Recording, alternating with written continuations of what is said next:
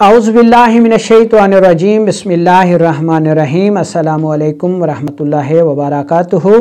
मैं हूं आपका मेज़बान हकीम लियाकत अली खिची और आप देख रहे हैं हमारा यूट्यूब चैनल हर्बल वर्ल्ड। और आज का हमारा मौजू है हिजामा के ऊपर, अलहिजामा के ऊपर, कपिंग थेरेपी के ऊपर। और इसका उन्वान है जी नेगेटिव प्रेशर, मनफी प्रेशर। तो दोस्तों, अपने टॉपिक की तरफ बढ़ने से पहले आपसे गुजारिश है कि अगर आपने हमारा ये चैनल सब्सक्राइब नहीं किया तो जल्दी से इसे सब्सक्राइब कर दें और साथ लगे घंटी के बटन को भी दबा दें ताकि तिब व सेहत के मौजू पर हर नई आने वाली वीडियो आपको सबसे पहले मिलती रहे। तो दोस्तों, चलते हैं हम अपने टॉपिक की तरफ, जिसमें हम जायज़ा लेंगे जी कि मनफी प्रेशर, नेगेटिव प्रेशर से क्या मुराद है, इसको क्यों क्रिएट किया जाता है, इसके फ़ायदे क्या हैं और एक हिजामा थेरापिस्ट के लिए इसका जानना क्यों ज़रूरी है। ठीक है जी दोस्तों,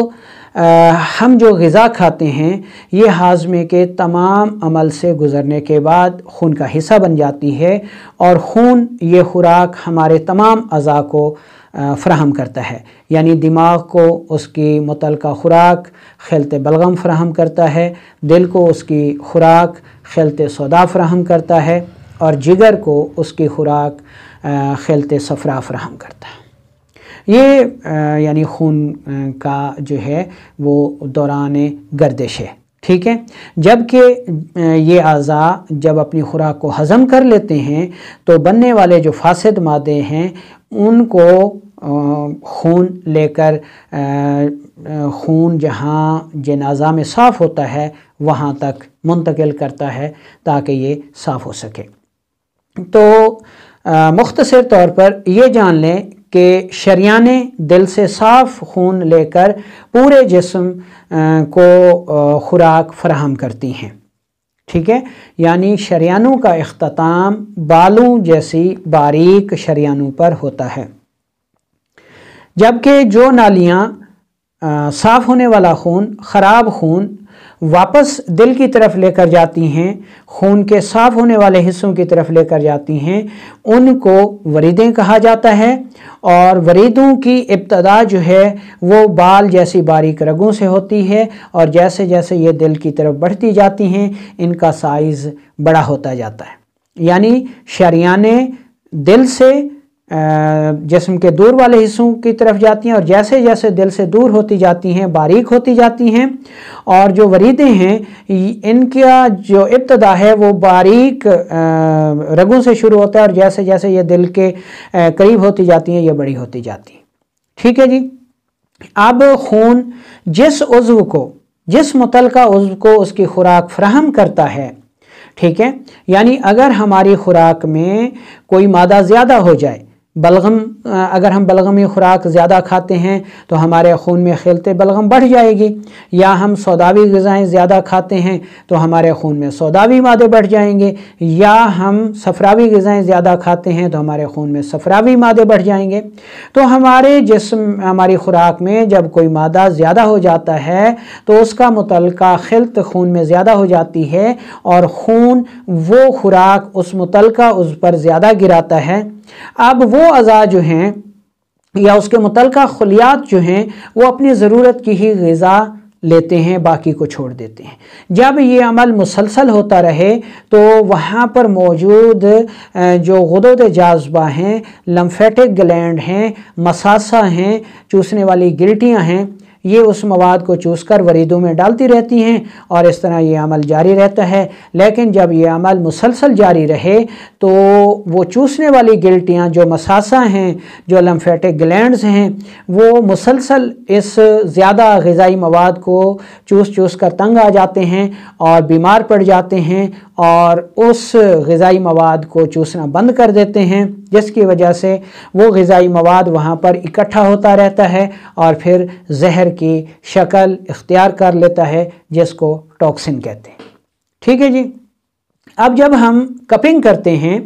ہم مزاج مریض کی نبض کے ذریعے دیکھتے ہیں جی کہ اس کا جسم کا کون سا عضو، دل، دماغ اور جگر جو ہے وہ سوزشناک ہو گیا ہے اور اس کی خوراک خون میں بڑھ گئی ہے، جس کی وجہ سے غدود جاذبہ نے اس کے متعلقہ ٹاکسن کو چوسنے سے انکار کر دیا ہے۔ تو اس کا تعین کر کے متعلقہ جگہ پر ہم ڈرائی کپ لگاتے ہیں۔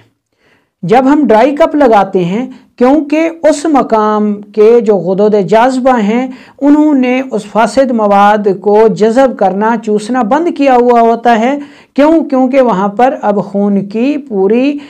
گردش، پوری روانی نہیں ہے، جس کی وجہ سے وہ غدود جاذبہ کمزور ہو گئے ہیں اور ان کا فعل شدید متاثر ہوا ہے اور یہ ٹاکسن وہاں پر رکنے لگ گئے۔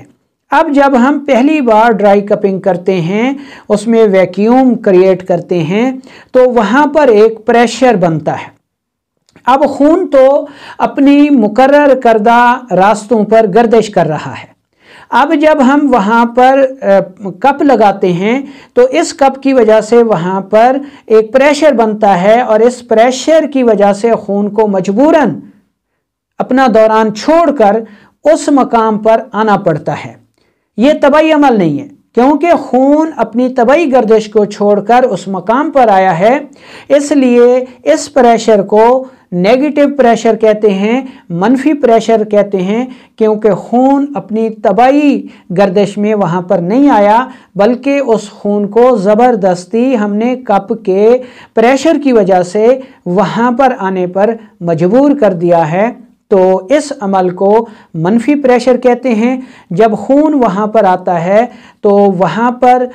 جو غدود جاذبہ ہیں وہ ایکٹیو ہو جاتے ہیں اور وہاں پر رکے ہوئے فاسد مواد کو چوس کر وریدوں میں ڈال دیتے ہیں۔ جب یہ فاسد مواد وریدوں میں آ جاتا ہے تو ہم ڈرائی کپ کو ہٹا کر کٹ لگاتے ہیں اور دوسری مرتبہ ہم اس پریشر کو دوبارہ اپلائی کرتے ہیں۔ اب کی بار کے منفی پریشر سے وہ جو فاسد مواد تھا وہ وریدوں میں آ چکا تھا اور ہمارے لگائے گئے کٹ اور کپ میں آ جاتا ہے، جہاں سے ہم اس کو ریموو کر دیتے ہیں۔ تو یہ ہے منفی پریشر، نیگیٹو پریشر کا فلسفہ، جس کا جاننا ایک ہجامہ معالج کے لیے بے حد ضروری ہے، اور اسی کی بنیاد پر ہی ہجامہ کا سارا میکنزم کام کرتا ہے۔